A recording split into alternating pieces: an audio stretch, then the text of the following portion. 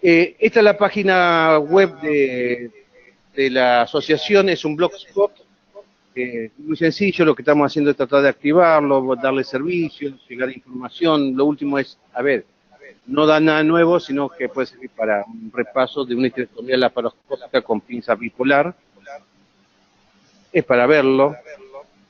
Ahí en Fajo estuvimos viendo que hay información muy interesante, hay consenso, así que también vamos a empezar. Exacto.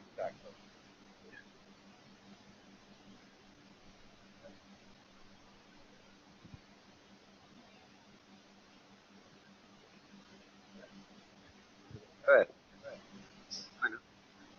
Bueno, ahí lo que decía Milo, Fajo es una federación, por lo tanto todas las asociaciones o sociedades de ginecología y obstetricia participamos de una federación. No es una entidad central, nuclear, y de ahí se distinguen todas las otras asociaciones, sino que Fajo es formada por todas las asociaciones. Esa es la diferencia con una federación, ¿no? Sí, dale. El doctor Talín y el doctor Kers tienen, yo le mandé copia del, a ver, ya que empezamos por Fajo, Fajo tiene un comité de ejercicio profesional liderado por la doctora Lorena Roca de San Juan. San Juan, el líder hoy en honorarios médicos prácticamente en el país. Para que tengan idea, creo que un parto lo deben estar pagando 20.000 pesos de promedio. Si no, no se atiende, se tiene que ir. La idea fue extrapolar la experiencia de los ginecólogos de San Juan y trabajar con un nomenclador y bueno, tratar de esto extenderlo a todas las sociedades. Bueno, la idea creo que todos podemos acotar en cuanto a como opinar de acuerdo a la complejidad del nomenclador y a las distintas prestaciones. A lo mejor habría que difundirlo en la página como un nomenclador a discutir. En este momento el grupo del Comité de Ejercicio Profesional lo está trabajando y va a pedir opiniones a la sociedad, por ejemplo, en todo lo que es invasiva, va a pedir opinión a la SACIL en cuanto a los honorarios y así todo. Creo que eso es importante y en general como el órgano más sencillo de la billetera, más sensible, creo que es una forma de que empecemos a trabajar y que todo el mundo se prenda. Y bueno, dentro de la asociación, el doctor Pisi está encargado de este raviol, ¿no? De la parte de honorarios médicos, lo que Milo estaba diciendo, trabajando con San Juan. El otro tema que yo sé que en medio de, hablamos con la comisión directiva, con Alejandro, es que ustedes ven ahí que dice la cuota. Tema más. A ver, la Asociación de Ginecología y Obstetricia tiene muchos años, ¿sí? El tema es, hay que mantenerla porque también, además de todo esto que hacemos, hay una secretaria y hay un contador, ¿sí? Que vienen de hace muchos años. Entonces, tenemos que asumir ciertos honorarios que hay que pagarle. Esto es la posibilidad de hacerse socios, los que no tienen descuento por gremial, puede pagarlo directamente online, el precio de 15 meses hoy en día, y bueno, y poder recibir todo el servicio posible que ustedes utilicen las oficinas también para beneficiar. O sea, puede crecer como que Así que yo sé que estamos en un tiempo que el dinero se cuesta, todos podemos ser solidarios conjuntamente. Con la cuota societaria va a venir bien a tener los números de la sociedad. Nosotros también le tenemos que pagar a Fajo, porque le giramos porque naturalmente los congresos humanos, toda la actividad que descarga por la institución es paga. Entonces, les pedimos que con Araceli puedan anotarse y puedan ustedes directamente fijar online la cuota societaria.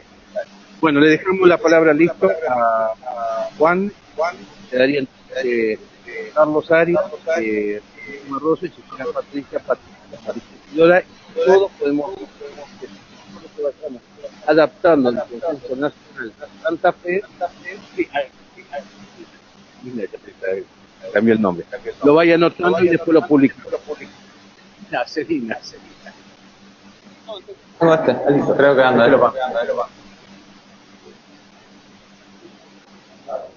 Bueno, la idea es hablar un poco,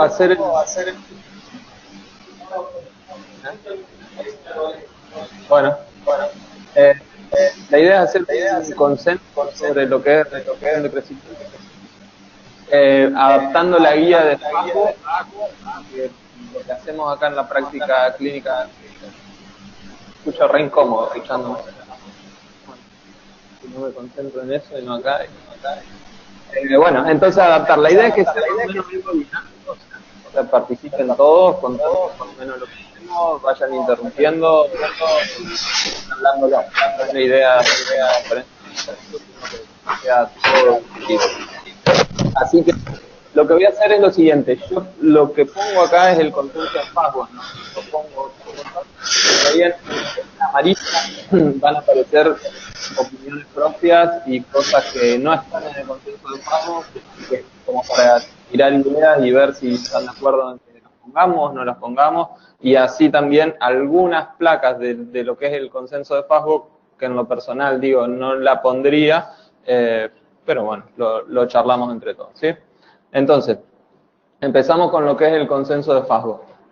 Dentro de las definiciones tenemos lo que es restricción de crecimiento intrauterino propiamente dicho y lo que es un bebé que sea pequeño para la edad gestacional. Diferenciar esas dos cosas es lo primero. Entonces, tenemos dos tipos.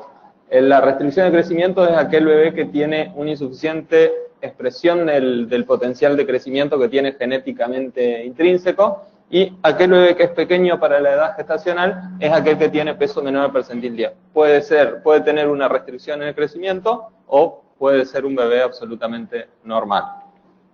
Entonces, eso pone Fastweb, en eso creo que estamos todos de acuerdo, está publicado en todos lados. Y después que los bebés pequeños, tanto restricción como pequeños para la edad gestacional, todos los bebés que tienen bajo peso pueden tener tres tipos de etiología, también no hay demasiada discusión. Aquellos fetos que son constitucionalmente pequeños, que son la mayoría, que no tienen ninguna patología, que son chiquitos, y eso en amarillo yo le agregaría también, como para dejarlo un poquito más claro, que esos fetos van dibujando una curva de crecimiento normal, pero en percentil bajo. Es decir, control a control tiene una velocidad de crecimiento que es la normal, nada más que va un poquito más bajo. No sé si están de acuerdo en que agreguemos eso, como para ponerlo un poquito más. Aquellos fetos que tienen otro tipo son los que tienen insuficiencia placentaria, que son el 25%, estos son los verdaderos RCIU. La mitad aproximadamente se van a asociar a preeclampsia porque tienen una patología placentaria. Y aquellos que son pequeños por etiología extrínseca a la placenta, que son el 15%, son los menos, y tienen alguna causa dentro del bebé, en general síndromes genéticos, TORCH, malformaciones fetales. Esos son los tres tipos de bebés pequeños que vamos a tener. Esto también propongo agregarlo, porque Fastweb lo pasa así medio por arriba, que es poner desde el principio cómo identificar al verdadero feto que está en riesgo, al verdadero que tiene restricción de crecimiento.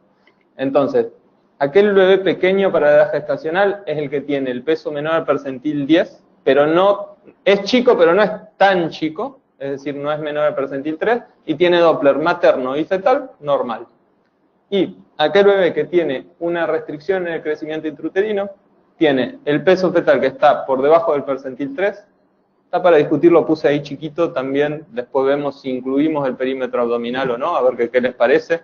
La mayoría de los lugares no lo consideran al perímetro abdominal y sí consideran el peso como principal. Y que tiene evidencia de crecimiento anormal. Es decir, tiene el peso fetal por debajo del percentil 3, o tiene Doppler cerebral umbilical alterado, o tiene también el Doppler de las arterias uterinas. Esa es la gran diferencia entre los bebés que son chiquitos y tienen una patología en la placenta contra los que no. A mí me parece que está bueno aclarar esto desde un principio en un protocolo de RCIU. ¿Sí? Después, no sé qué les parece. Yo lo que no acuerdo, que siempre digo, el peso fetal estimado tiene un error de más o menos 300 microgramos, me parece un horror de grande. Yo me quedaría con el peso, si querés, perímetro abdominal, pero el peso fetal estimado me parece que tiene un rango muy grande como para tomarlo por definición previa. Tiene un rango grande, sí, pero es lo que existe, Mil. Y sí, todos están tendiendo a tomar eso. Si uno va a buscar con un consenso, sino como buscar un parámetro que esté unificado. No lo pongas, pero como que para nosotros el percentil siempre va a ser como determinante. Sí, obvio, el percentil, pero ¿de qué? Del peso, es el principal, no tanto del perímetro abdominal. Exacto, ¿cómo estimás el peso? El peso, bueno, después se discute eso, pero en general se toman en cuenta las 4 medidas. Ah, sí. En definitiva, vos el percentil del peso lo sacás en base a medida. ¿Sí? No lo sacás por el peso a ojo, digamos. No. Entonces, es lo mismo. O sea, que vos tomes las 4 medidas para sacar el percentil. No, por lo que Milo plantea es tomar el perímetro abdominal solo y otra es tomar el peso fetal. Son dos diferentes. En general, si uno toma el peso fetal, lo que dicen los papers es que vas a tener una sensibilidad más alta, vas a detectar mucho, pero vas a enfermar, o sea, vas a tener falsos positivos en un montón. Por eso, la gran mayoría de los consensos que hablan sobre restricción de crecimiento acuerdan en tomar el peso fetal como punto de corte, que el peso fetal esté por debajo del percentil 10 como punto de corte y no el perímetro abdominal. Ahora bien, a mí me parece totalmente lógico a un bebé que tiene el abdomen por debajo del percentil 10 y capaz cabezón todavía no fue creciendo, mirarlo un poco más de cerca. Capaz no decir es una restricción de crecimiento verdadera todavía, pero mirar un poquito más de cerca. O sea que estoy de acuerdo. Sí.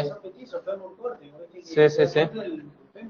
Te influye en la fórmula. Sí. Pero bueno, creo que tenemos que adecuarnos a lo que es la bibliografía, que lo que se toma es el peso. Sí, nos equivocamos en un montón, pero el peso es lo que se toma en cuenta en general. Yo opino como vos, es decir, me parece que el peso es más completo y ofrece menos perspectiva de error que una sola medición. Sí. Aparte del perímetro abdominal es la medida, digamos, donde interviene más la donde más nos equivocamos. Sí. Nos equivocamos. Sí. Sumar varias medidas, si bien esta dispersión, como dice Rodrigo, si son petizos, si como vos decís es flaco, entonces uno le va a prestar más atención. Pero coincido que en general la mayoría de los protocolos tiende al peso. Tomar peso, sí. Personalmente también tomaría peso y después haría la salvedad en algún punto diciendo observar, va a ser un control de crecimiento en aquello. No olvidar en alguna parte, no olvidar nunca del percentil. Sí, acá estamos hablando peso debajo del percentil 10, o sea, siempre estamos hablando de percentil. Ah, sí. Obvio. De todas maneras, yo vuelvo a decir, Bueno, pero el problema es lo mismo, es decir, el peso. Claro. Percibimos el peso, si no vamos a tomar como consenso el peso. Digamos, esto es un acuerdo al cual vamos a llegar nosotros. De todas maneras, y contento. Primero, no hay trabajos prospectivos que hayan demostrado, sino que la mayoría son opiniones o consensos como esto. Y en general, contestándole a Carlos, cuando uno mete muchas medidas y hace un análisis multivariado, a veces complica mucho más la perfección, por así decirlo, del diagnóstico de una sola medida. Entonces, a veces yo tengo mi reparo, pero bueno, acepto el consenso. Bien. Bueno, continuamos. Entonces, después Fajo también pone la relevancia del tema. ¿Por qué es importante? Yo no sé si pondría esta placa en un protocolo, pero bueno, también en un consenso, ¿sí? Sí, el fundamento. De igual manera, si se hace un protocolo, un consenso de algún tema, se supone que es importante y que tiene relevancia. Si no, no te va a poner a hacer un protocolo de, no sé, dolor de dedo en embarazo, por decir. Pero bueno, es totalmente respetable y de hecho ellos lo ponen. Habría que cuantificarlo, decir, bueno, saber de que estos fetos tienen 7 a 10 veces. Sí. Si lo vas a cuantificar, si no, Sí. tiene sentido. Bueno, Fajo los nombra, que aumenta la mortalidad fetal y perinatal, la salud fetal intraparto, morbilidad neonatal y secuelas a largo plazo como síndrome metabólico, dislipemias, diabetes e hipertensión. Yo si la dejaría también agregaría esto, que la detección de los fetos con restricción de crecimiento reduce 5 veces la mortalidad y morbilidad, que eso es la real importancia que tiene también. No sé si quieren que la dejemos o lo dejamos. ¿Ya? ¿Se agrega o no? ¿Lo dejamos o lo sacamos? Me parece que no hace a la idea del protocolo más sesgado, digamos, al hecho de decir qué es lo que hacemos, cómo diagnosticamos, que nos sirva a todos. Sí, por eso que yo no la pondría. Como todo, que Sí, por eso que yo ni pondría eso, pero... Esto es para el tema, pero no para el protocolo.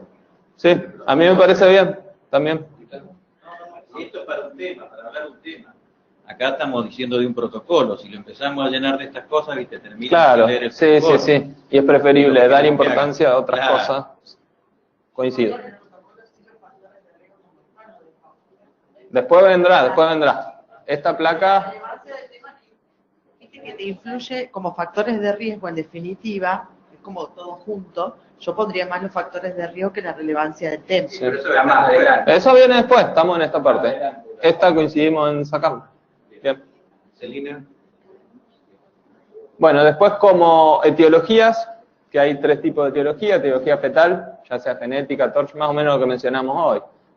Malformaciones fetales, anemia, patología placentaria como anomalías uterinas, miomas, tumores, trombosis, causa genética, y causa materna como trombofilia, nefropatía, vasculopatía, desnutrición, infección y drogas.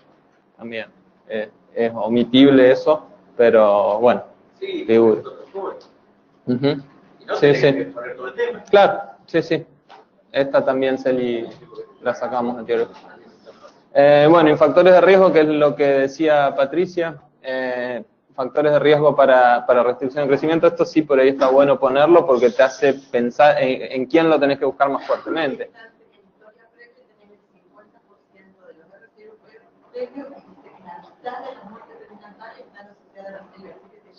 Sí. No logro entender por qué no se parece. Factores de riesgo están prácticamente implícitos con la anterior, con la etiología. No todos. Sí. Bueno, precisamente, si va a adoptar, yo sumaría o pondría, de todo eso haría una sola. Por eso, sí, me parece estas factores de riesgo. Porque fíjate que etiología, fetal, genética, TORCH, todo eso. Eso lo tenés que saber. Un protocolo es Pero espera, esto se llama consenso y nuevo protocolo. Entonces pongámonos de acuerdo qué es lo que pretendemos. Si la idea de esto es que nosotros saquemos un protocolo como consenso o que adoptemos el consenso, eso tendríamos que definir. Es un protocolo de manejo, creo. No, la idea es adaptarlo a Santa Fe, a la mirada de Santa Fe, de un consenso, por supuesto, que todos aceptamos, está hecho en FASGO. Pero bueno, es importante lo situacional, lo local. Nosotros lo que estamos discutiendo es si lo que FASGO plantea para el país, si se aplica totalmente o en nuestro punto de vista dentro de una región que es la del litoral, la de Santa Fe, ¿no? Al fin y al cabo no vamos en contra del consenso, sino que lo adaptamos localmente, ¿sí? Esa es la idea. Sí, claro, pero el consenso lo vamos a limitar como un protocolo que hacemos y entonces sacaríamos todo esto como propone Covista o... No sé si me explico. Sí, por supuesto. Vamos a los bifes, como va a decir. Entonces no hacemos todo este resto y decir, bueno, ¿cómo lo diagnostico? ¿Cómo lo trato? Ya está, listo. Factores de riesgo, diagnóstico y tratamiento. O sea, yo creo que con los factores de riesgo, diagnóstico y después obviamente el manejo también. Sí. Pero creo que sería lo óptimo eso. Yo estoy de acuerdo. Yo creo que eso, todo esto que vos estás hablando es toda una introducción. No va al diagnóstico, ni al manejo, ni al tratamiento, y nada. O sea, un poco introductorio. Esto, sí. Por eso sería acotado en esta parte. Por eso lo podés sacar o dejar, pero solamente como introducción. Sí. Bueno, después...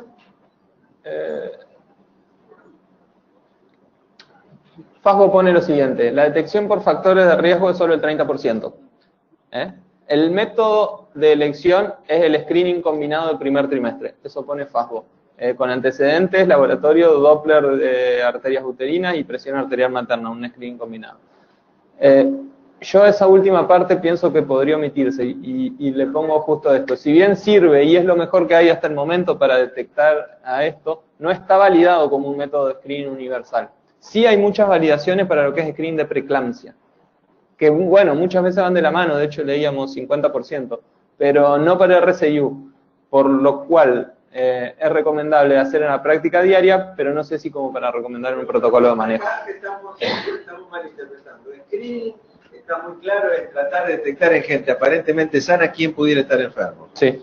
Y vos lo estás haciendo, claro, pero lo estás haciendo muy tempranamente. Yo en todo caso sería método de sospecha, pero decir que en el primer trimestre vos vas a tener un screening, me parece que... hay screening, pero no está del todo validado. No está validado lo que vos decís, bueno, No. ¿quién lo...? Hoy no- Y una pregunta tonta. A ver, pero, Milo, yo creo que está mal lo que plantea, porque si vos ves que el cielo se pone negro, no te asegura que va a llover, pero por lo menos llevate el paraguas. No, pero una pregunta tonta. Una pregunta tonta. El screening de, por ejemplo, el Doppler de la arteria uterina, Sí. que como decimos es uno de los factores de riesgo, que es la preeclampsia, la hipertensión, la eclampsia. Es decir, ¿para qué nos sirve a nosotros si es que lo que queremos hacer es un consenso como para llegar a un diagnóstico y un tratamiento? ¿Darle aspirina o no? Sí. Vamos a darle aspirina a todas. No, pero... No está... Sí. Creo que es parcial el tema de que la preeclampsia representa solo un grupo dentro de esta patología. Totalmente. Entonces no puede ser traspolado para el total. Sí. De hecho no figura, digamos así, que la aspirina, justo hoy estaba revisando la tabla, que la aspirina no tiene un impacto de más del 20% en la prevención de RSU. O sea, estamos Muy casi clara en igual, preeclampsia, pero no tanto claro, en RSU. exacto, Sí. estamos casi igual que hace 40 años, más o menos con los trabajos holandeses, que más o menos hablaban de un 20%. Entonces, digamos, por ahí está más claro para preeclampsia este screening, Sí. pero la preeclampsia es solo una parte del problema. Totalmente. Y hoy no estamos hablando de preeclampsia, Claro, hoy estamos hablando de RSU. no, Sí, van de la mano, no lo pero el pondría protocolo ahí, es de RSU. No lo pondría ahí como para RSU.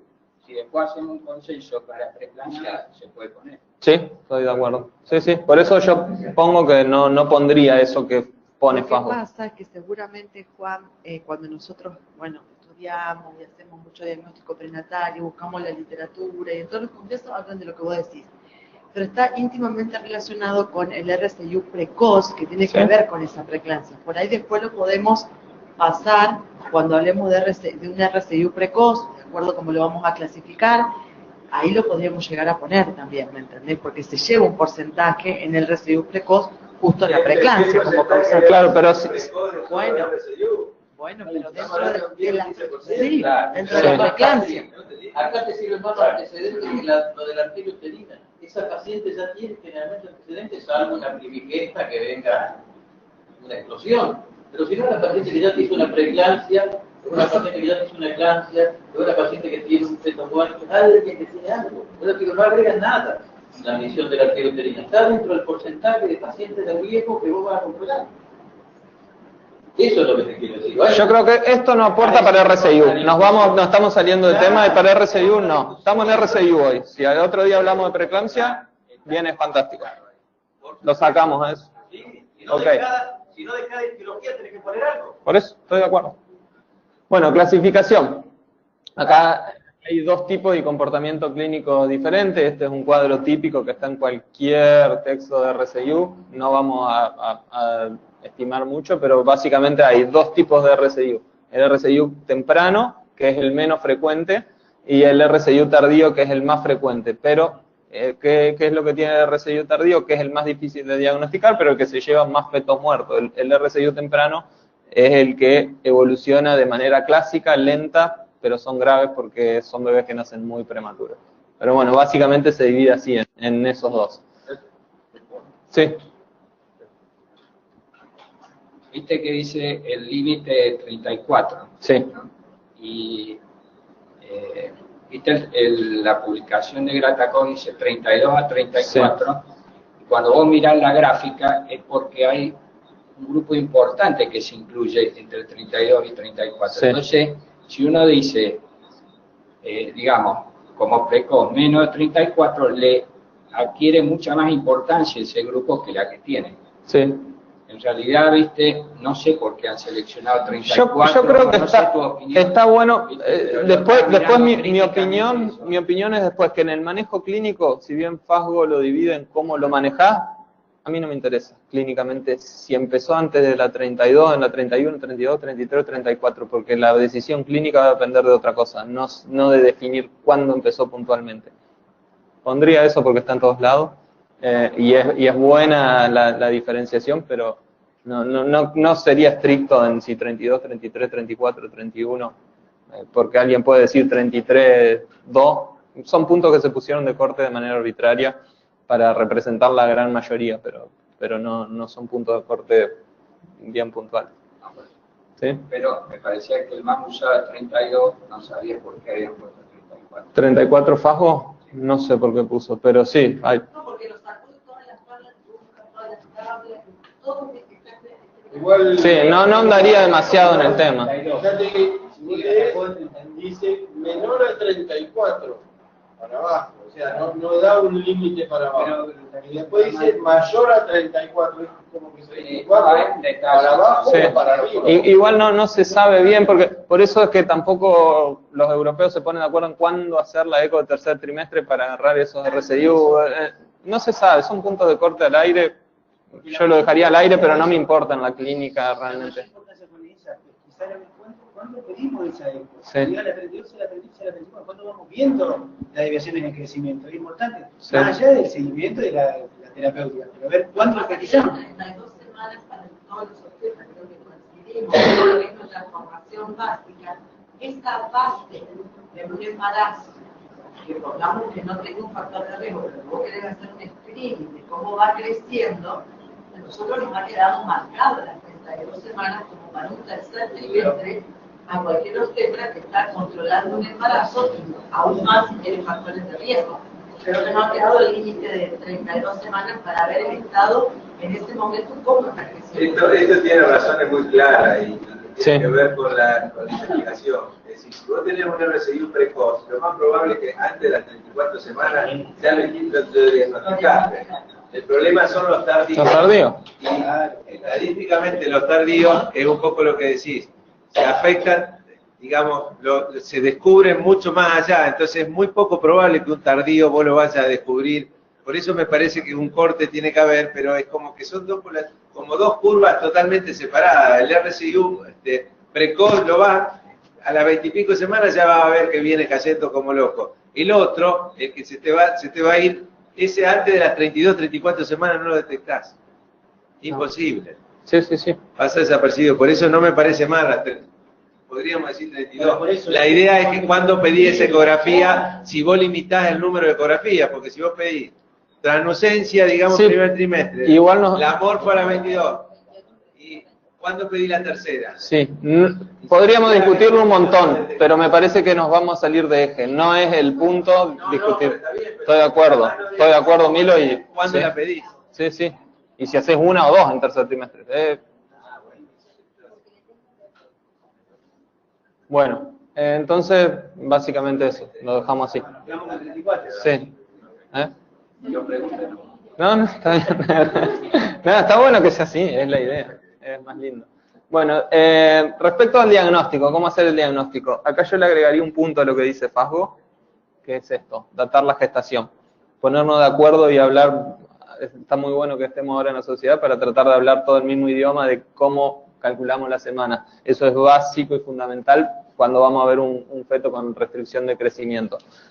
Fasgo empieza directamente con lo del peso. Yo pondría un apartado antes que sea para datar la gestación.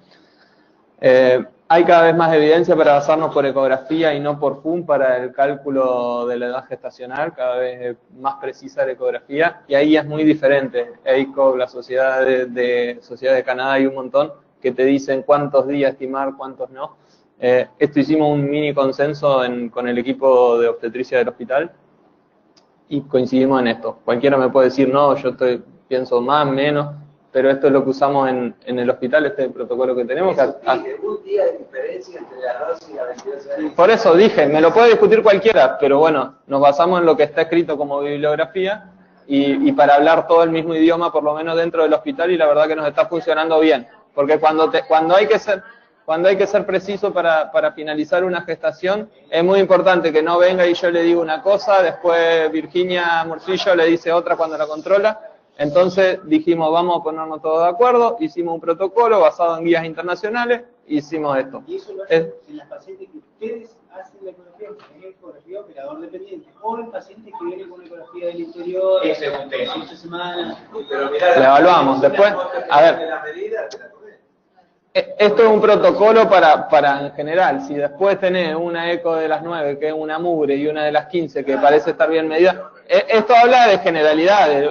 Ningún protocolo aplica al 100% de las pacientes, obvio. Sí, sí, pero cada caso, a ver, los libros de medicina siempre decimos, son blancos y negros, los pacientes son en escala de grises. Te viene a las 30, sí, me guío por eso, pero el abdomen le da para 25, el fémur le da para 30, hay que tenerlo en cuenta, siempre hay que mirar el contexto, el todo. Esto es para el general de las pacientes. Sí, sí, sí. Yo Sí. me parece que si esto eso a lo mejor le sacaría como vos venís sacando, Dar la gestación y puntos, como cada uno quiera. ¿Bien? ¿Está bien? Perfecto. Esto, como les digo, es un protocolo que hicimos en el hospital y no tienen por qué gustarle. Así que dejamos solamente datar la gestación. Después. Yo pondría, sí, digamos, estrechar la correlación entre ecografía y amenorrea como para que quede. Para decir, bueno, tenemos en cuenta la preponderancia. Sí. Mejor sin poner exactamente esta cantidad de sin poner los días, sí. De días de diferencia con la cual vos corregirías. Perfecto. Me parece que... Sí, sí, sí. Bárbaro. Ponemos así. Me parece muy audaz lo que hacen después de las 22 semanas. Son pocas las pacientes igual, pero sí, nos guiamos por ecografía, la eco es muy... Ahí te abren, como te dicen, si viene a las 30 semanas... pero si tiene 10 días, le haces caso a la FUM. Yo le hago más caso a la eco. Pero bueno. Suponete una 31 semanas. Sí, obvio que vamos a tener margen de error. No digo que esto es perfecto, pero va a tener menos margen de error la eco que la FUM. Pero bueno, por eso les digo, no tiene por qué gustarle. Esto fueron varios días que nos sentamos en el hospital a charlarlo y pelear y discutir. Sí, sí, sí. No, obvio. Sí. Sí. Pero también, no nos corramos del tema. Ponemos que darle importancia a la eco. ¿Sí? Pero esto es otro tema también que conlleva varios ateneos. Después, el segundo paso para el diagnóstico es el cálculo del peso fetal. Lo que se usa es la fórmula de Hadlock y lo que propone Fasgo es usar perímetro abdominal, fémur y perímetro cefálico. Personalmente usaría la fórmula de Hadlock que incluye las 4 medidas, que también incluye el DBP. Y ahí les cuento por qué. Porque, punto 1, que es la forma de informar el peso de todos los ecografistas. Entonces vamos a estar hablando de algo que en realidad no vamos a estar haciendo. Si hacemos un protocolo, la idea es para más o menos usarlo. Segundo, muchos centros usan el Hadlock que usa todas las medidas. Y la otra es que no hay diferencias realmente significativas en incluir o no el DBP, es algo ínfimo y no nos va a hacer que no diagnostiquemos uno o que diagnostiquemos otro. Eso es lo que me parece personalmente. Por eso, y si todo lo que hacemos eco. Sí, todos se informan con la fórmula que usa todo, entonces. ¿Están de acuerdo? Plenamente, no sé por qué... Sí. Nunca vi una fórmula así con esos tres, porque está la otra variante que también la tienen los ecógrafos, ¿viste? Que es algunos dicen Hadlock 2, que es perímetro abdominal fémur. Sí. Nosotros lo usamos mucho tiempo, ahora ya no lo usamos más. O hay un montón de otras, Shiroka, no sé qué, pero la de Hadlock sigue sin fallar, o sea, no hay con qué darle.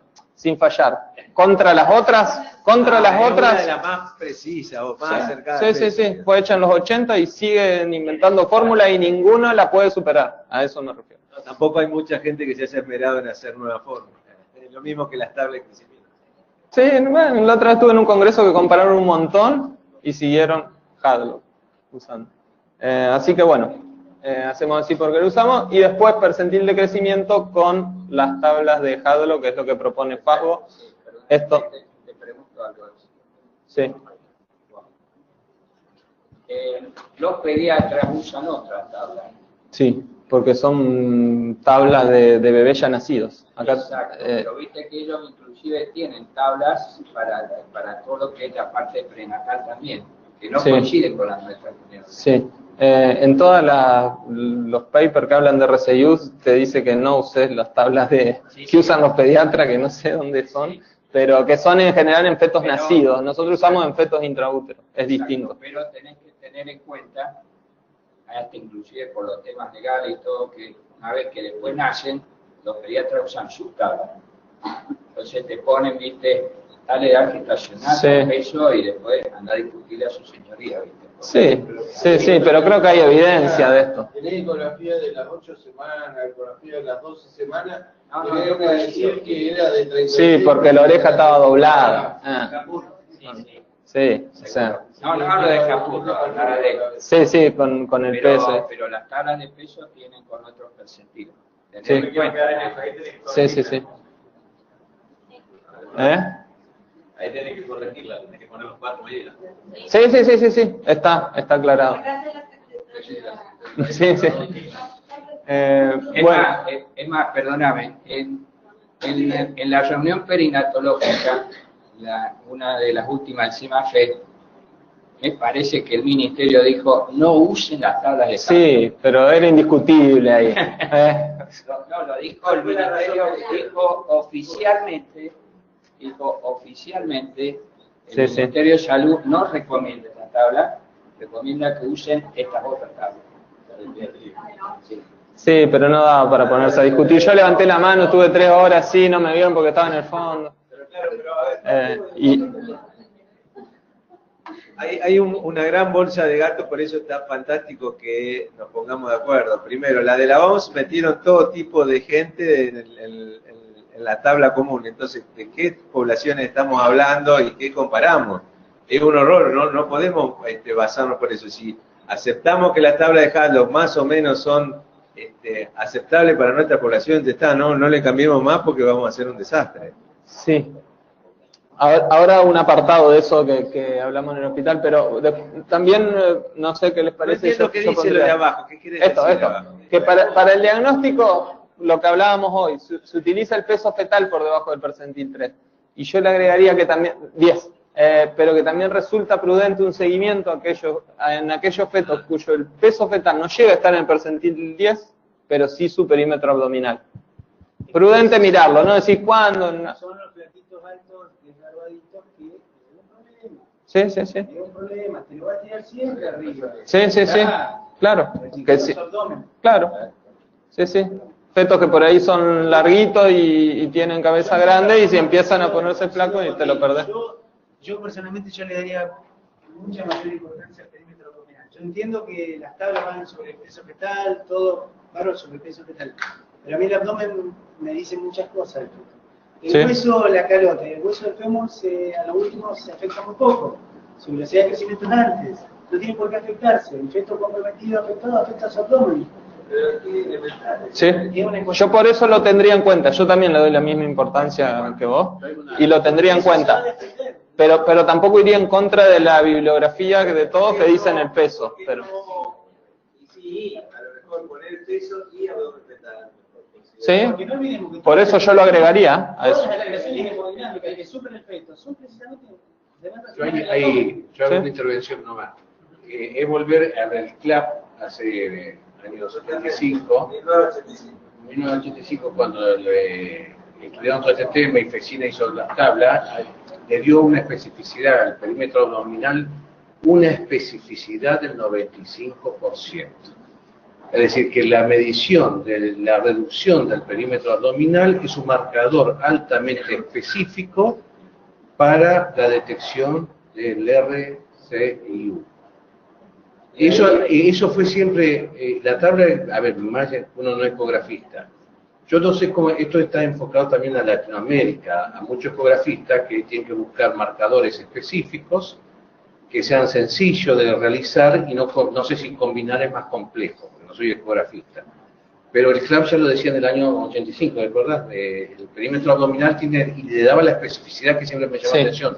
Y ese mismo trabajo de medicina es el que demuestra, hace 30 puntos de corte, 30, 32 y 34 semanas, y demuestra que realmente antes de las 34 semanas no llega a diagnóstico, son muy pocos los fetos de retardo de crecimiento tardío, que hoy le llamamos retardo de crecimiento tardío, que uno los puede detectar antes de las 34. Yo coincido plenamente, por eso lo tiro a la mesa. FASGO no lo nombra en ningún lado al perímetro abdominal, y yo lo quiero poner en la mesa y me gustaría incluirlo como dentro, poniendo esa salvedad, que bueno, no iría en contra de la evidencia bibliográfica que todos dicen usar el peso, pero sí haría una salvedad y decir, ojo, mira bien este bebé, porque es importante también el perímetro abdominal. ¿Sí? Lo dijimos al principio. Doctor Barroso, que discutió. Sí, lo dijimos al principio. Bueno, después, esto también, en el hospital siempre discutimos con los casos a ver si qué tabla usamos, si tablas locales de Latinoamérica, si tablas... la verdad que no hay muchas investigaciones bien diseñadas en nuestra región. Hay regiones muy diferentes y también es muy diferente la población del privado del público. Abismar la diferencia. Hay 1 de cada 3 fetos más o menos crece en contexto de pobreza, eso no te da una buena estadística. Y por otra parte, cuando uno mira todo el consenso del feto, tampoco es tanta relevancia si el feto está en un percentil 9 que le va a decir estás enfermo, si está en el 11 anda a tu casa, estás rezando. Yo creo que hay que mirar todo el contexto y no va tanto en si está P9, P8, P12. Entonces haría lo que dicen las guías y usaría Hadlock y no tablas locales, porque la verdad es que no tenemos tablas locales bien diseñadas.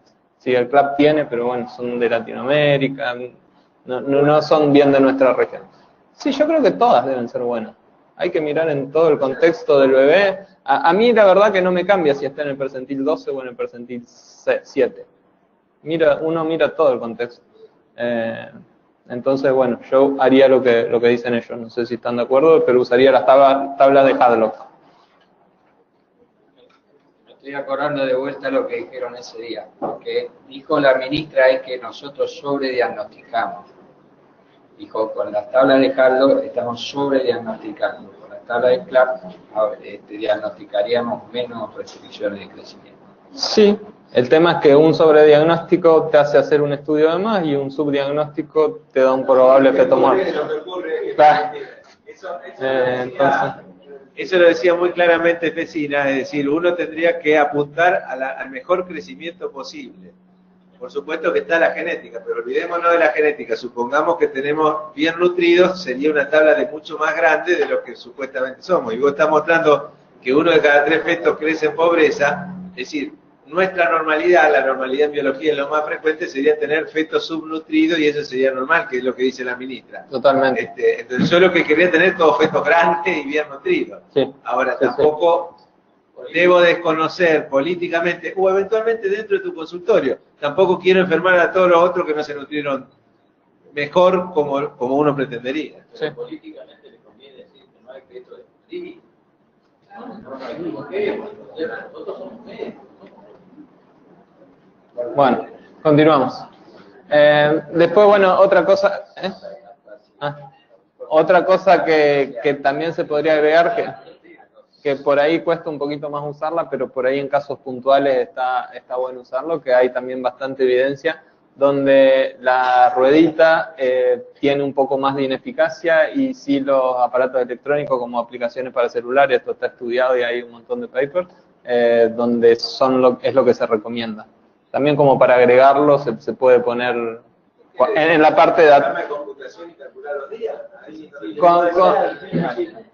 La ruedita, acá lo que usamos es la ruedita y por ahí mencionar que tiene más eficacia usar aplicaciones que calculen la...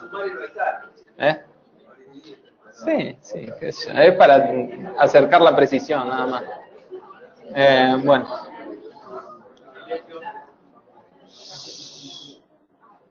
Bueno, después esto FASGO tampoco lo pone y a mí me parece importante porque si es, digamos, parte del manejo clínico que vamos a hacer del paciente con restricción de crecimiento, a mí en lo personal me gustaría que esté. ¿Cómo estudiamos a un feto con restricción de crecimiento? Un Doppler materno-fetal, evaluar la anatomía fetal, control ambulatorio de la presión arterial de la paciente, es importante porque dijimos que la mitad se van a asociar a hipertensión.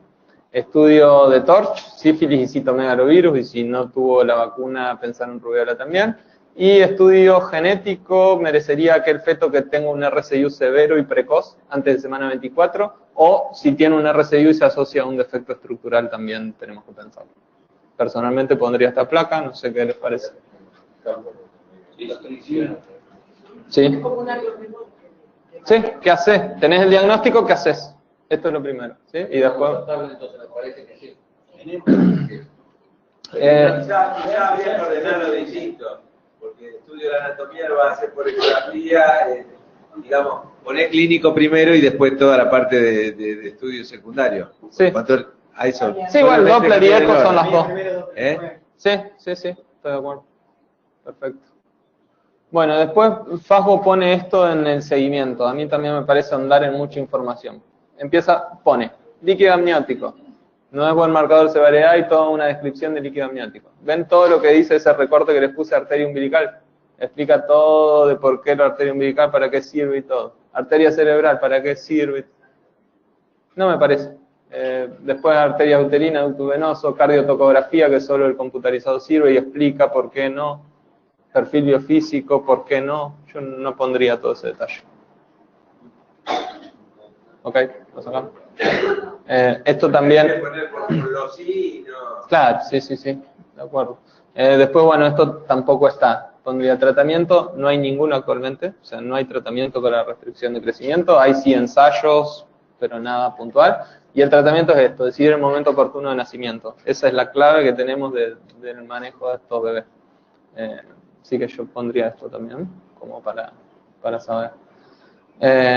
Después esto tampoco está, que se puede agregar o no. Si sacamos un feto compensado al momento del diagnóstico o gano más días para sacar un feto acidótico. Hay un trial que mostró que hay una mortalidad similar, pero menos morbilidad a los 2 años en el grupo en el cual se prolonga el embarazo. Obvio que el trial tiene sesgos, como todos, y todos los trabajos son, pero esto es lo que apunta la evidencia, seguirlos hasta el final. Hay que ver el marco de la tecnología que te manejaba. Sí. Claro.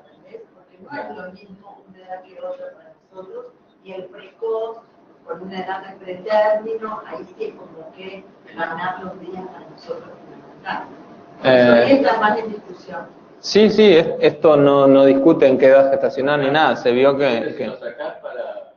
Claro, la discusión es, ¿lo sacás al momento de diagnóstico o no? En general, no. Pero después vamos a ver cuándo lo sacamos y cuándo no.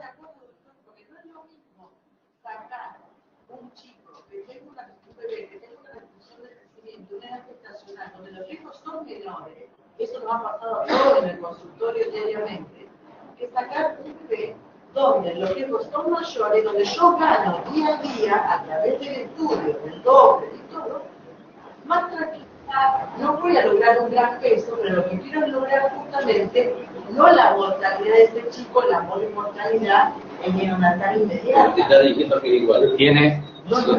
Sí. Nadie dice sacar o no, o ganar días a toda costa. Fíjense, la placa anterior es esto, decidir el momento oportuno, balanceando siempre riesgo y beneficio. Acá no estoy diciendo que hay que esperar a lo máximo hasta llegar a 41 semanas, no dice eso. Dice que bueno, que prolonga. Que los trabajos que hay tienen que la mortalidad es similar. Si lo sacás cuando vos pusiste eso. Sí, eso es lo que está escrito. O si lo dejás unos días más y por ahí sacas un feto con... Tendría un poquito más de afectación. Exacto. Ahí tiene que la mortalidad similar que ganaría algo en morbilidad. Pero ahora no vas a hablar sobre el momento oportuno. Sí, obvio. Sí. Yo creo que esto está bien para vos pretendiste con esto ganar la discusión, pero la realidad, en base, y si uno acepta este único trial, es decir, bueno, al concepto actual, ni siquiera mencionar, es decir, tratar de ganar la mayor cantidad de días, tanto y cuanto sea compatible con una realidad. Sí, obvio. Chao, listo. Porque si tenés un feto con que así todo sea RCIU precoz, pero tiene 30 semanas y está a punto de morir, obviamente, esto no propone eso. Ahora después vamos a ver. Bueno, Esto también no está, no sé, por ahí sirve tener en claro, puede omitirse también, pero por ahí está bueno saberlo, el pronóstico según la edad gestacional que hay. En cuanto a supervivencia, semana 28, 70% de supervivencia y semana 32, 90%, y esto también es importante tenerlo en cuenta. La probabilidad que tiene de parálisis cerebral un bebé en una determinada edad gestacional, que luego de la semana 32 casi el 0%, por eso es un escalón importantísimo a alcanzar. ¿Podemos ponerlo o no a esto? ¿Es un bebé con RSIU, un número o un bebé normal? No, sí, esto es de nacimiento según edad gestacional. Sí. Sí. Sí. Son dos cosas diferentes. Sí, pero de igual manera, sí, de igual manera lo que más incide en el pronóstico de parálisis cerebral no es el estado en el que está, sino en las semanas que tiene, la edad gestacional. Por eso es que está. Por eso la tendencia es tratar de llegar lo más allá posible. Sí, y esto también en feto. Era distinto, hace unos años se pensaba con la acidosis. Por eso que puse la placa anterior, no era es la idea un poco tratar de desterrar eso. Sí. Bueno, y en menores de 30 semanas, cada día que se gana intraútero aumenta un 1% la supervivencia. No sé si quieren ponerlo a eso o no, a esto. ¿Sí? Bueno, sí, te influye en el manejo. No, todo esto amarillo no está en faja. Yo no lo pondría porque esto es para todos, para los chicos sanos también. Yo no pondría esto. Acá Juan decía que entre las 24 y 28, dice que cada día el incremento del 1 hasta el 2%. Sí. Lo que había ganado Sí. Entonces, yo creo que el concepto tiene que estar un poco avalando lo que decía hoy. Patri, no es la restricción. Eso de los tratamientos también. No, lo que yo digo es con las restricciones cuando uno tiene que tomar la decisión. Eso en las restricciones. Esto es lo que En la placa todo. previa. A veces tiene que poner en la placa previa, de decir, cuándo, en decidir el momento oportuno del nacimiento, ahí poner ese apartado, que por cada día aumentamos el 1%, y nada más. Sí. Y esta la omitimos. ¿Sí? ¿Les parece? Sí. Es lindo. Bueno, después esto es lo que pone FASGO de acuerdo al manejo de RSIU precoz. ¿Vieron cómo hablaba arteria umbilical, una chorrera así, y después en el manejo clínico esto cortito? Yo prefiero desglosar un poco más esto y no darle tanta bolilla a lo otro. Pero bueno, esto pone, lo divide en estadios, de acuerdo a lo que encuentra en el Doppler, estadio 1, 2, 3 y 4. Esto no es una clasificación de FASGO, sino que esta clasificación es de Figueras, del grupo de Gratakov, que son de los que más saben de RSIU a nivel mundial. Y en base a los hallazgos Doppler es que va, o al estadio en el que está, es que plantea el seguimiento, si semanal, 2 veces cada cuánto, y también el manejo clínico de acuerdo a la finalización. Y después de eso pone manejo. Y pone RSIU precoz. Perdón, me equivoqué. Manejo, esto lo pone como para manejo de RSIU precoz. Dividirlo en estadios y en base a eso ver cómo. Al precoz, con un ACM menor al P5, 35, inclusión del TP. Después se divide, después sigue más. Después sigue más. Sí, lo planteo y también pongo. Sí. Falta. Bueno, y pone lo siguiente: sulfato de magnesio hasta semana 34. Y ahí les pongo 32, 34. La mayoría de los papers dicen 32. Salió ahora uno. Sí, y que faltan un poco más de estudio para ver si se replican o no se replican. No es motivo de discusión eso ahora. Lo único que, bueno, la Sociedad de Canadá sacó ahora, creo que bien nuevito, que ellos les recomiendan hasta el 34, pero igual la mayoría de las sociedades, tal vez después podemos cambiar más adelante, pero hoy la verdad es que hasta 32 son la mayoría de los grupos, incluso la OMS dice hasta la 32, así que yo pondría 32. 32. Corticoides. Pone lo siguiente: entre la semana 24 y 30, lo blanco es FASGO y lo amarillo es lo que me parece. Entre la semana 24 y 34, en estadio 3, que es umbilical reversa, estadio 3, sí se cree que van a ser en 48 horas, o estadio 4, que es ductus venoso mal, al diagnóstico. No estoy muy de acuerdo con eso. Lo que yo propongo es lo siguiente, que en estadio 2, o sea, con umbilical ausente, o mayor, con umbilical ausente ya al momento de diagnóstico. Siempre corticoides entre semana 24 y 34. Resulta prudente en semana 23. Ya hoy, semana 23, es periviable y en muchas neos sobreviven a las 23. Después vemos cómo, pero bueno, sobreviven mucho. Entonces sería coherente dar corticoides en semana 23. Y resulta, bueno, y también hasta la semana 36-6.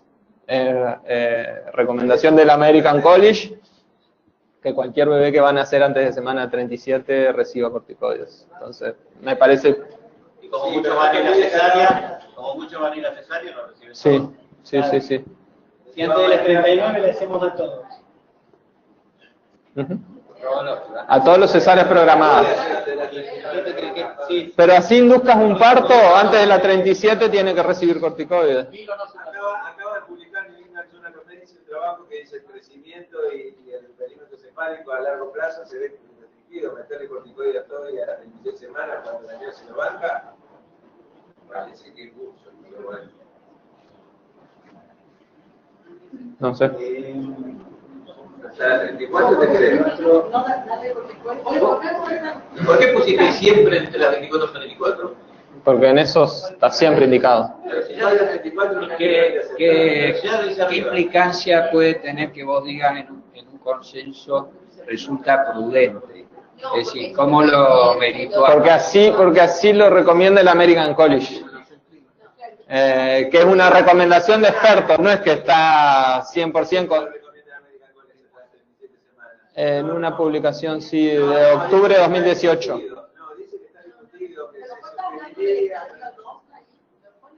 No, está hablando de... Después lo vemos, es otro tema, pero sí, lo recomiendo en octubre Sí.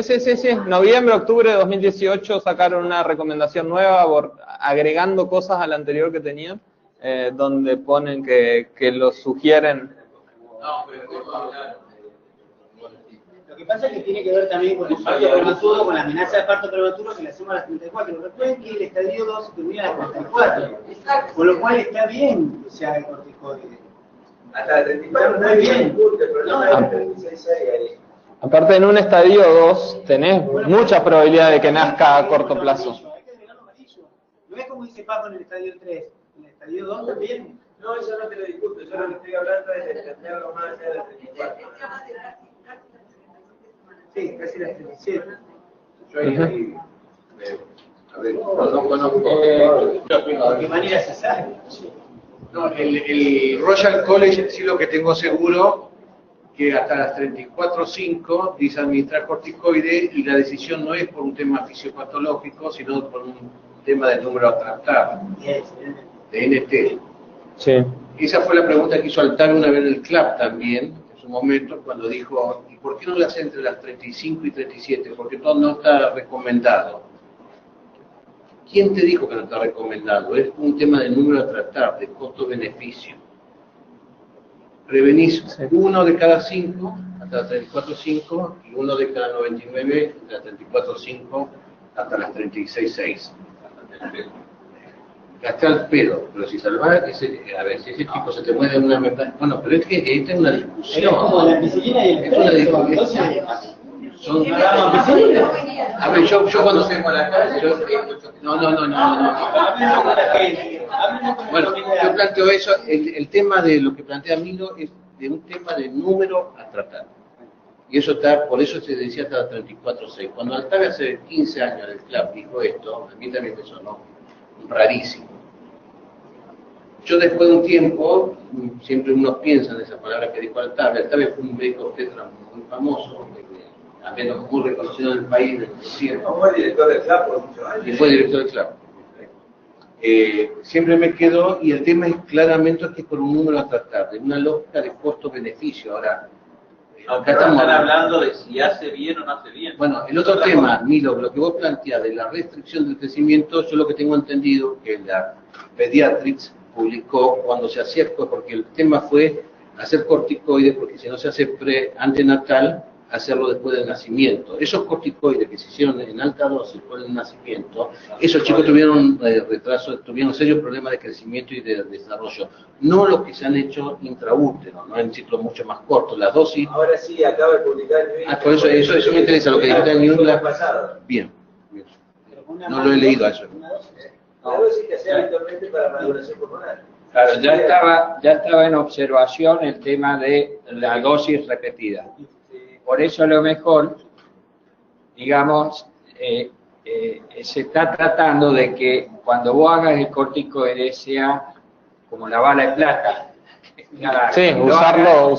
Que lo hagas cuando va a nacer, no que lo hagas, viste, por las dudas vaya a nacer, y nosotros vemos a diario que se sobremedica con corticoides. Hay otro sesgo, que vos estás hablando de amenaza de parto prematuro y no estás hablando de la población esta que es muy acotada, que es la de RCU. Y también podríamos plantear todo lo que, digamos, totalmente empírico y de viejo chongo, pero de lo que le dice la gente, si estos no tienen más estrés y eventualmente sus pulmones son... Es una población muy acotada y que realmente no sé si esto que lo usamos para los otros prematuros y con otras condiciones prematuros necesariamente está. Yo creo que lo probado está entre 24 y 34. Ya lo otro... Otros son recomendaciones, sí. Hoy el American College lo recomienda en cualquier nacimiento que tenga riesgo de nacer antes de semana 37. Si mañana lo cambian, tal vez sí. Esa es la recomendación hoy. Probablemente que sí. Y después descubre, y eso así es la medicina y eso es lo que está bueno, que va, vuelve. Pero hoy es recomendación del American College. Sí.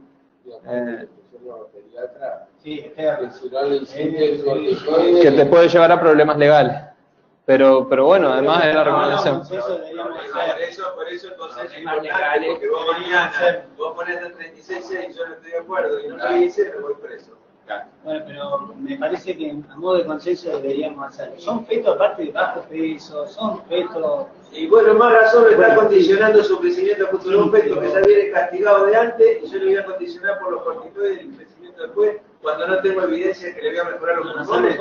Es que en realidad no estás madurando a todo feto con diagnóstico de RCIU, estás madurando a aquel que va a nacer antes de la semana 37. No todos. Bueno, pero... ¿Sí? El otro no.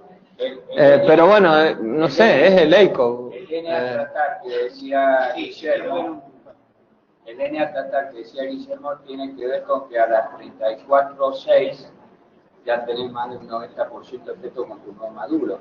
¿Sí? Entonces es muy poco el grupo que se va a beneficiar. En todo caso, hace una función y antes si está maduro o no. Si bien yo pero no está recomendado. Si bien yo los maduro, todo feto que está en un estrés va a madurar muchísimo antes que un feto normal y vos lo sacás de golpe. Pero tiene menos probabilidad de distrés respiratorio que si vos a las 36 semanas sacás un feto que venía bien. Pero bueno, yo creo que una eterna discusión con los pediatras es imposible. Sí, pero no es de acá. Acá tenemos que poner nomás eso. Si entre 24 y 24 solo estadio 3 y 4, o sí, también el 2. Solo de abajo no lo pondría. Ahí donde resulta el 12 no. El 2 entre 24 y 34 sí.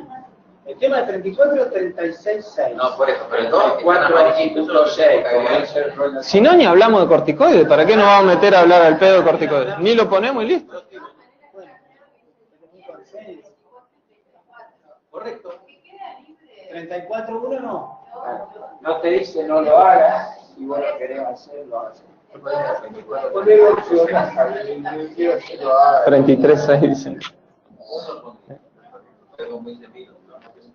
El amarillito que se salió 2. Yo lo que sí pondría es como como ya discutimos la sociedad hace muchos años, que es 24 a 34.6. Si no ponemos corticoides según protocolo de corticoides y no hay protocolo de corticoides.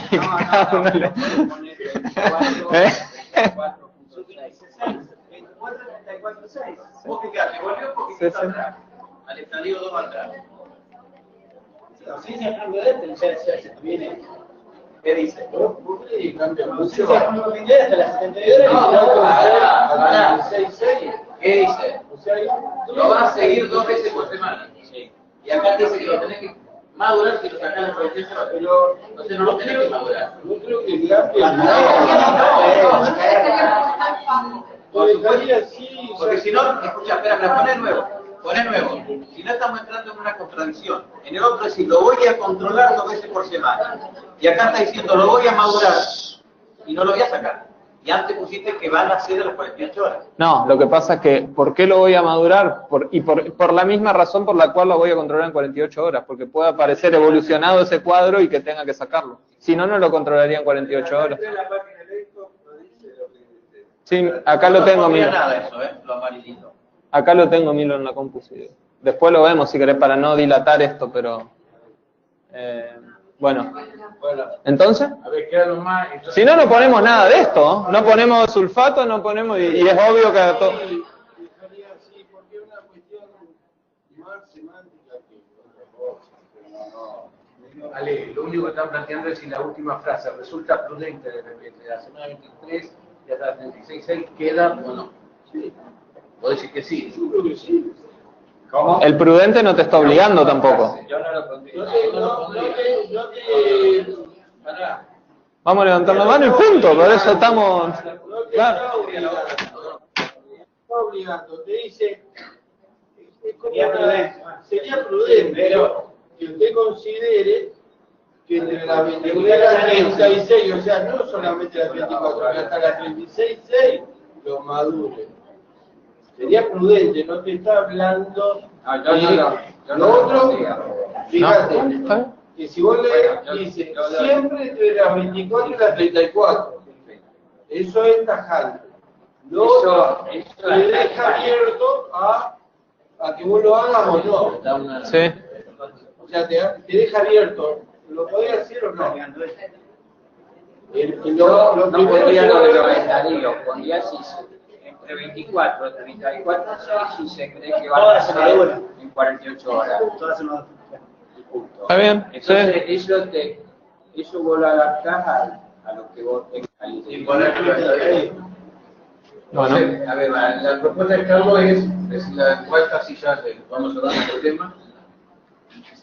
Ponemos corticoides entre 24 y 34.6 si se cree que van a ser en 48 horas.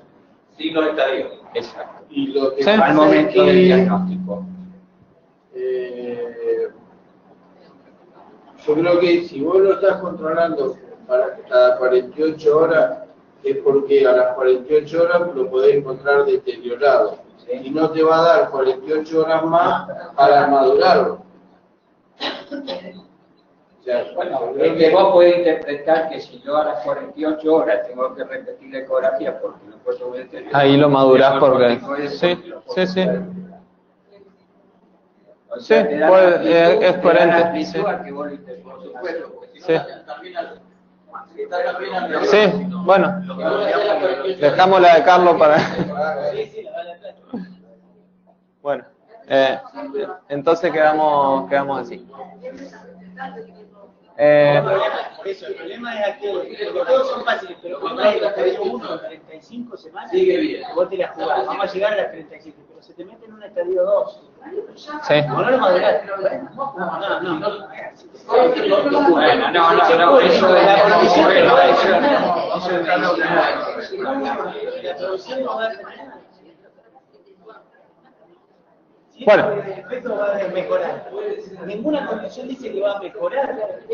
Sí. Va a ir mejorando. estadio 1 puede quedar ahí. Sí, la mayoría quedan ahí de estadio, pero bueno, muchos no. Sí. estaría bajito, se queda ahí. Es más, estadio 1 se plantea que le pueda hacer un cuarto, entonces quiere decir que Claro, ¿cuál es la conclusión final? Entonces quedamos en la anterior. Carlos. Yo planteaba no poner la edad gestacional y en Fajo pusieron lo mismo que vos pusiste. No poner la gestativa. Es decir, que había que el 24, 34, 6 se ponen todos. dejamos como Fajo entonces. Yo lo dejaba. Sacando estadio. 34.6 si se cree que van a ser en 48 horas o al momento de diagnóstico. Después le vemos la redacción, pero es...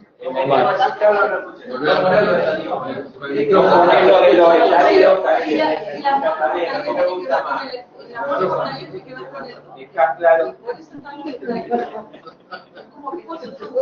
Ah, bueno, tenés razón. Yo no pondría la estrella. Si van a ser en 24 semanas, todos lo van a durar. Por eso, sí, sí, como dijo Carlos. Excelente.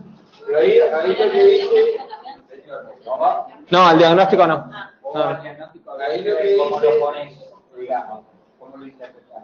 No, porque si vos tenés que pueden hacer en 48 horas, listo, no maduraste.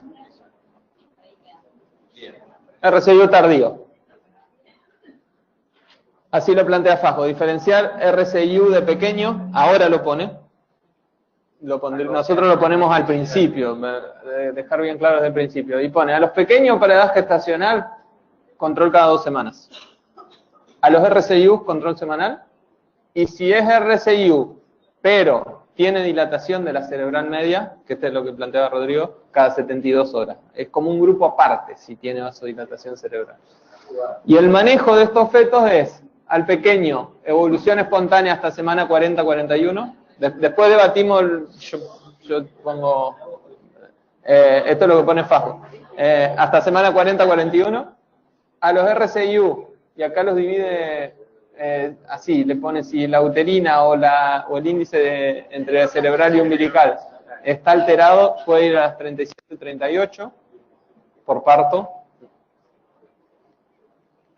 Y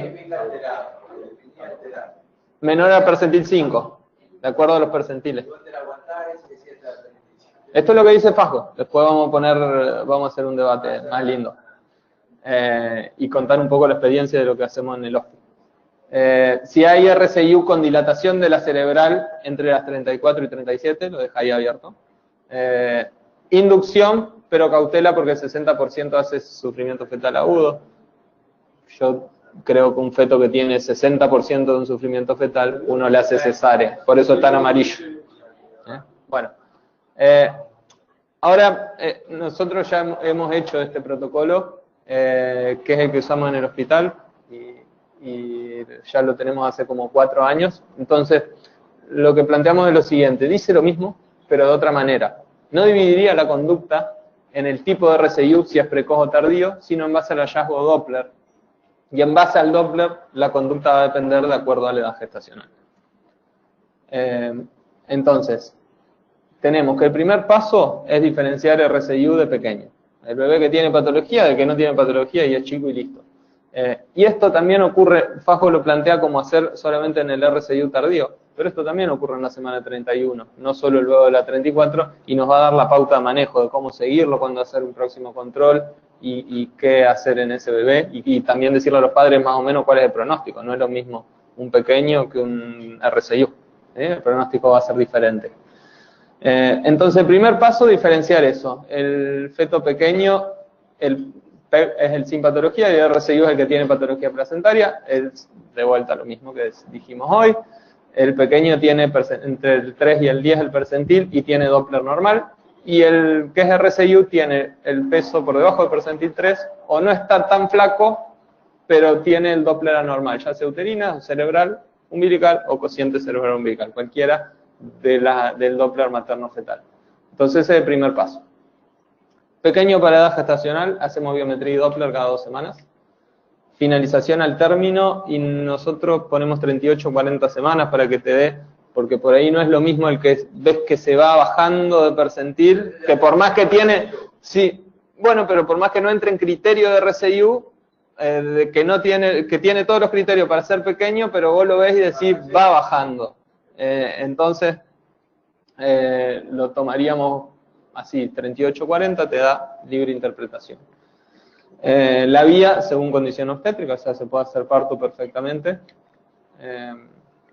Después los fetos con RCIU los dividimos en estadio 1 a 4, igual que la clasificación de Figueras, de acuerdo al Doppler. Tenemos estadio 1, que es el Doppler normal, o que tenga la umbilical alterada, o la cerebral, o el índice entre cerebral y umbilical. Y acá hay dos grupos también. La cerebral vasodilatada es un grupo particular que tiene más riesgo, y el resto de las alteraciones Doppler que lo harían entrar en RCIU. Entonces, aquel que tiene estadio 1 pero no tiene dilatación cerebral, Doppler semanal, finalización en semana 37, no 38 como dice FASGO. La mayoría de los protocolos te dicen 37, al feto que tiene patología placentaria, y el tipo de parto según condición obstétrica, o sea, parto vaginal. Cerebral vasodilatada, un Doppler cada 3 a 4 días, finaliza entre 34 y 37, de tipos de parto por cesárea, hay diferente bibliografía, 50% de sufrimiento fetal, o sea, le hace cesárea directamente. En estadio 2... Es muy amplia, 34 y 35. ¿Qué se apoyan? Para 34.2, 35.1, 35.3... De acuerdo a si le ve, hay un... El que dice 34-37 es Bayat, un americano, que lo que pone es 34-37 y más que eso te pone cuando hay algún cambio algún cambio en el feto, algún grado de deterioro. Si notas algún grado de deterioro luego de la 34, nace. Y una dilatación, si un feto viene desde la 32 con vasodilatación, lo podés ir esperando, pero si te empieza ahí en la 34 o 35, notaste un deterioro y ahí lo hacemos. Claro, habría que poner en vez de 37 menos 37, o antes de la 37. No, porque puede ser 32. No, la mayoría pone así. Bueno, y de hecho Fasgo lo puso así también, 34-37. Claro, porque cuando hablas de deterioro, cuando hablas de buscar otras cosas, ¿qué pasa cuando la pregunta sería cuando hablamos de la arteria cerebral media vasodilatada, pero no por compromiso, no desde que se determina en forma absoluta? Entonces vos decís, él te pregunta, bueno, ¿qué pasa? ¿Por qué 34-37? Por no decir que la literatura comienza algún deterioro mayor, un impacto mayor. Por eso tiene que estar algo ahí. Porque no queda muy... Pero está lindo que se juegue un protocolo. Sí. Para vos como obstetra te da. Sí. A ver, son chicos que están estudiados, a los 2 años tienen más movilidad neurológica, Sí. Estamos hablando de un cuadro complejo. Sí, en una semana que 34, que es perfecto el pronóstico. ¿Sí?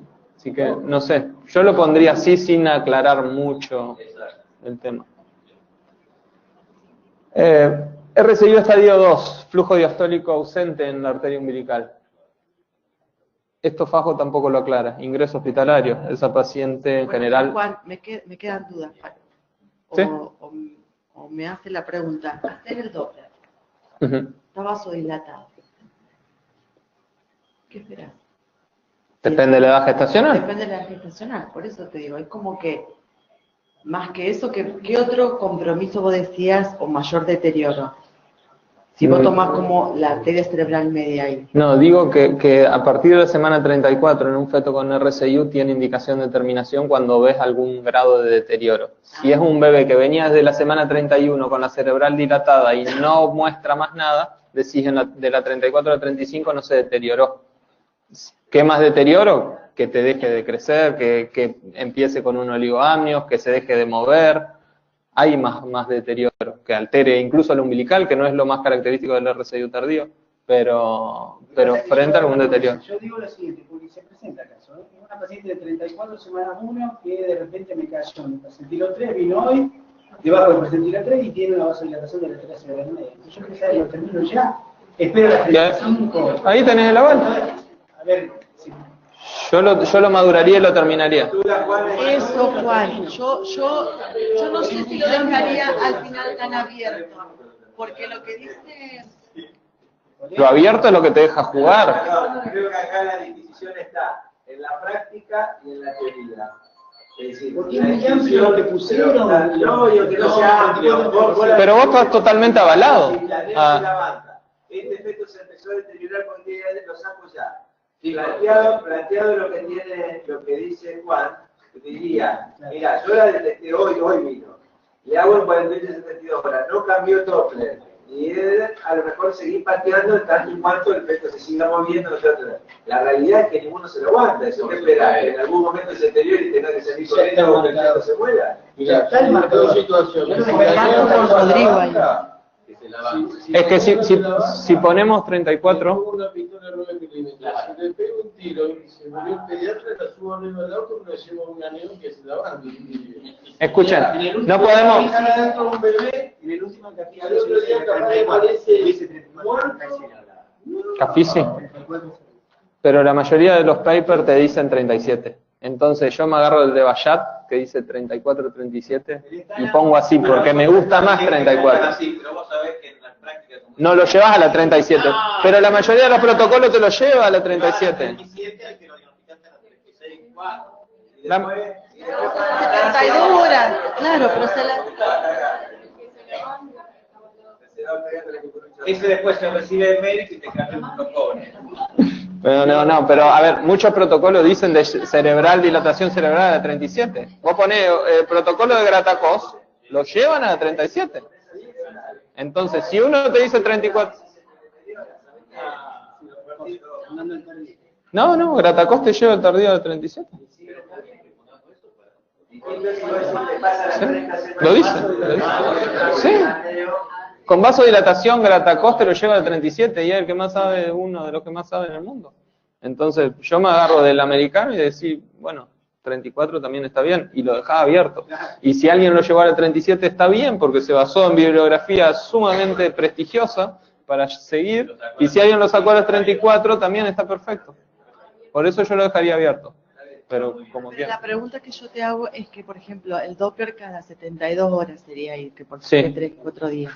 Y tenés 34 semanas y se lo haces a las 72 horas otra vez. ¿Por qué no? Y porque si tenés una vasodilatación... Pero eso dicen los protocolos, Patri, hay que verlo cada 3 días. Y si no, ¿cómo haces para garantizar de que este efecto no se va deteriorando? Si sabes, señora, contrólelo, si se mueve... Y sí, si no lo tendría que hacer diario, pero eso... ¿Cuánto esperar para qué, Patri?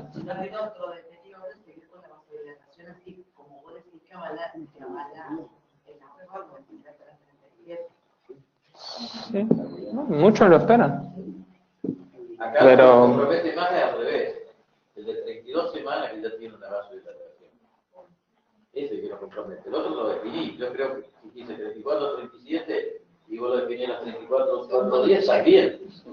Ahora, si lo tenés las 32, el tema de porque acá no hay uno. que vos tenés que llegar hasta las 34 37. No, es que es así, el que va a controlarlo acá. No, pero ahí con dice, Doppler, pero ese 34-37, es lo que dice Juan. El que toma la decisión que no se la banca, lo sacan, lo madura y lo sacan. no, yo no lo entiendo así. Yo entiendo que al vaso dilatado lo controlás con Doppler hasta que llega al 34, hasta el 37, dependiendo de lo que vos quieras. Exacto. Claro. Hasta el 37 puede... Pero el dilema es el de 32 que te viene vaso dilatado. No lo terminás. No lo terminás. Es lo que estoy hablando. ¿Sí? No sabes.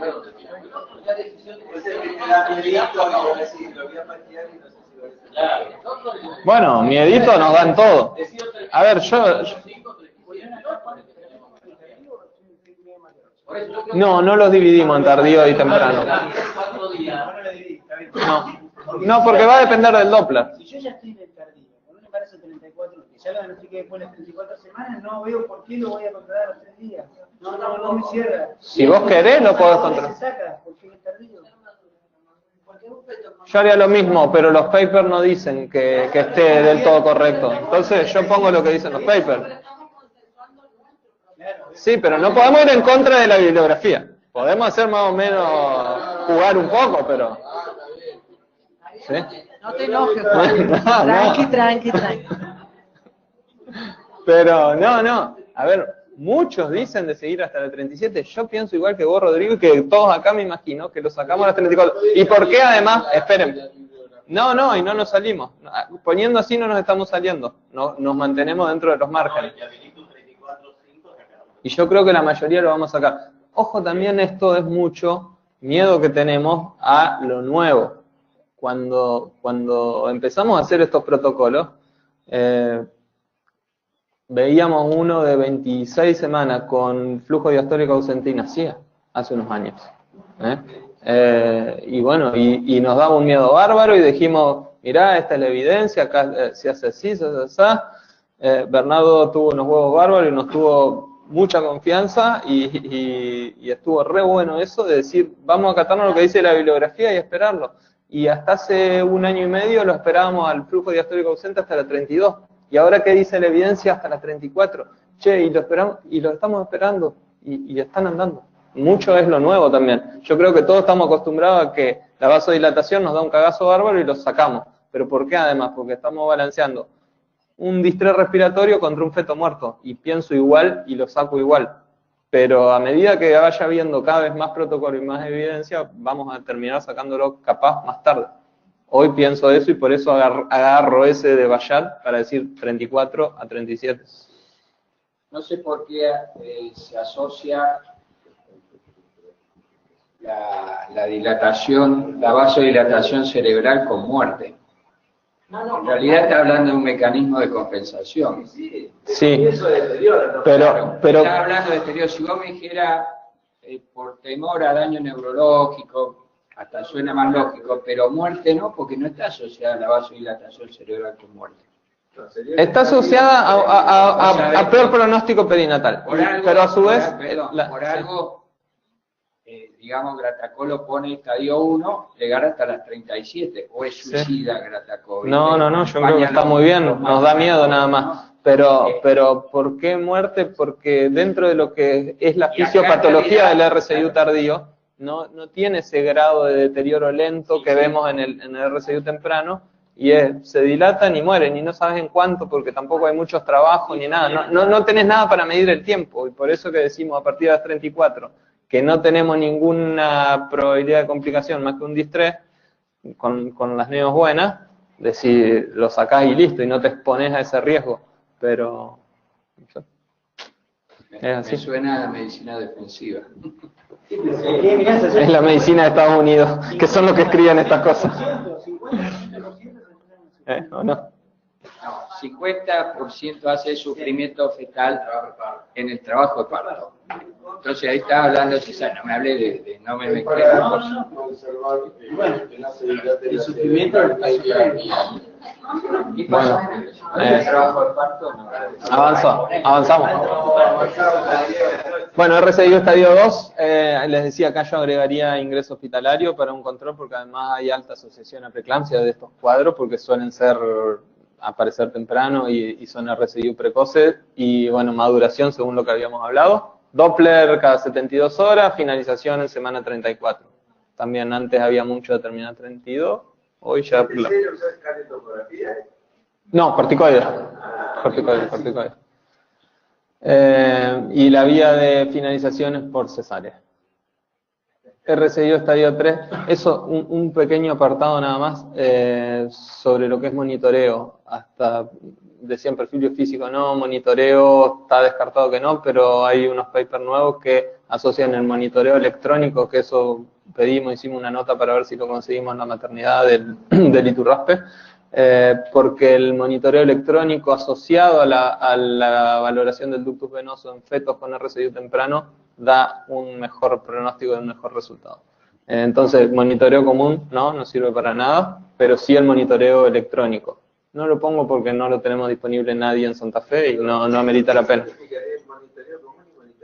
El monitoreo electrónico te analiza el trazado de un software y lo que busca es alteración en la variabilidad. Sí, computarizado. Me salió mal, tenés razón. Sí, tenés razón. Sí. Es con la computadora. Bueno, entonces ese pequeño apartado, pero no lo pongo porque nadie lo tiene disponible acá y no tiene sentido.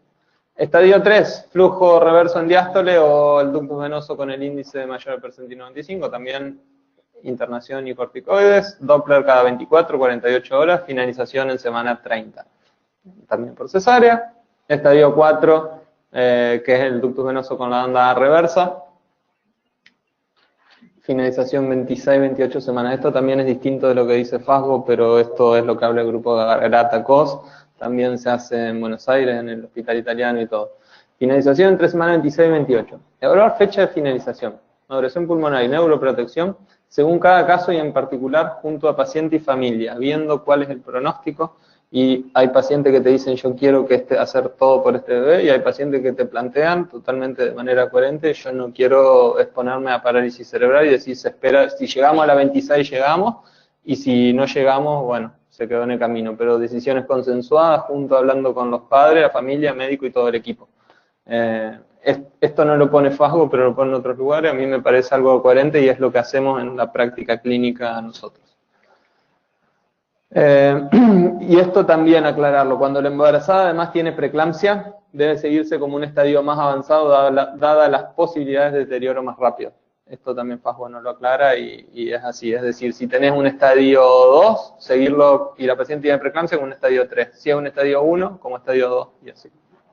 Se deterioran y eso lo vemos mucho más rápido. Sí. Es lo que más está asociado a RCU, compromiso hipertensivo y todo. Sí. Bueno, nada, como conclusión, identificar al feto con restricción te reduce 5 veces la mortalidad, que hay una nueva clasificación en precoz y tardío y que existen protocolos de manejo para que podamos reducir la responsabilidad médica y mejorar el manejo. Y el Doppler alterado no es sinónimo de nacimiento inmediato, sino que en base a eso que vamos a plantear el seguimiento. Entonces, quedaría definir esta última parte, de no sé si les parece de ponerlo así como lo tenemos nosotros que lo usamos en el hospital, no sé si les gusta, también esto es algo que consensuamos en el hospital, puede gustarles o no, y también nos llevó varios días y horas, y ya lo vamos presentando varias veces, o la otra es como lo pone Fasgo, que lo pone así como de acuerdo a si es temprano o tardío, y el tardío, Fasgo lo pone así. Acá dicen lo mismo, no dicen nada diferente, nada más que...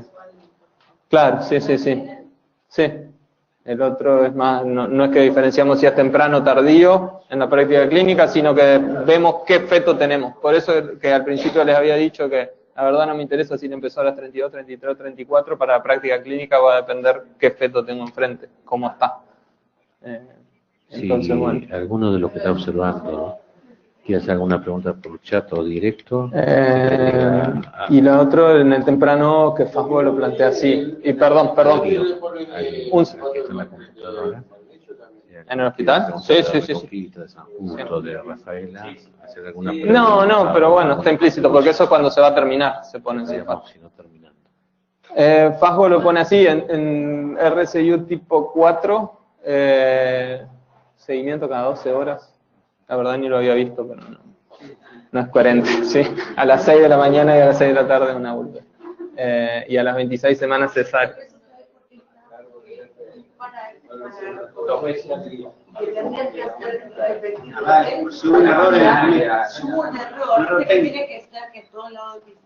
Que se repita a las 12, 24 horas.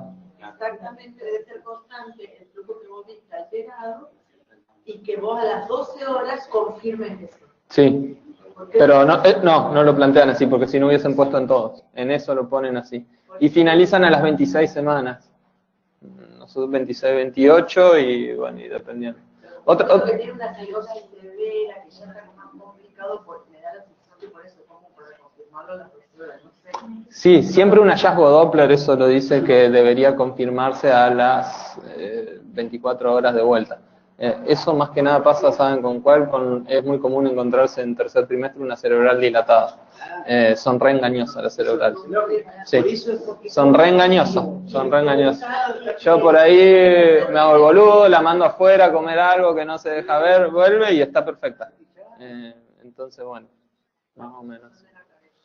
Sí. No, pero acá lo dicen como si vos a esta paciente no tiene 26 semanas, cada 12 horas tenés que hacer un Doppler. Claro, a mí no me parece. Lo vas a dejar hasta las 26, Claro, cada 12 horas. Por eso. Por eso Juan planteó de que, bueno, se habla con el riesgo de que puede morir intraútero, lamentablemente. Es una paciente que está con TikTok. Sí, eso ya es. Sí. Bueno. ¿Hay una pregunta? No. ¿Estamos? No, sí. ¿Los que están online hay una pregunta? No, ahí Cecilia Fábrica ha dicho muy enriquecedora la discusión y los colegas que están conectados desde Reconquista, San Justo y Rafaela, que al menos así están conectados. Bueno, entonces damos por concluido el consenso. Hay varias adaptaciones del consenso a Fasgo, a Santa Fe. Celina, vos tomaste los apuntes. La idea es pasarlo, escribirlo, hacer la última propuesta. Una de esas, hacer una segunda reunión, se lo mandamos a Fasgo y por teleconferencia a alguien de Fasgo, referente, donde en Santa Fe le proponemos que el Fasgo, nosotros en el consenso vamos a agregar estos puntos que hemos decidido aquí entre todos, junto a nuestros colegas de San Justo, de Reconquista y de Rafaela. Me parece que hubo algunos contrapuntos que mejoran el consenso para nosotros a nivel local. Es decir, el consenso está muy bueno porque a nivel nacional nosotros hicimos una mejora de acuerdo a nuestra situación y a lo que vivimos todos los días. Juan, mil gracias. Por favor. Gracias a todos y me parece que sigamos participando en esto. Quedaría entonces la próxima que pidieron pasarlo, teníamos diagramado a Leo Correa en el Ateneo Perinatológico, donde iban a venir bioquímicos también, pero ahí han pedido debe de hacerlo el último jueves del mes, pasarlo a mayo, así que bueno, lo vamos a comunicar por WhatsApp o por la página web. ¿Alguna pregunta que haya quedado, dudas? Bueno, esto se va a publicar después con el nombre de todos los que vinieron y los que están online en la revista del Colegio Médico. Juan. Gracias.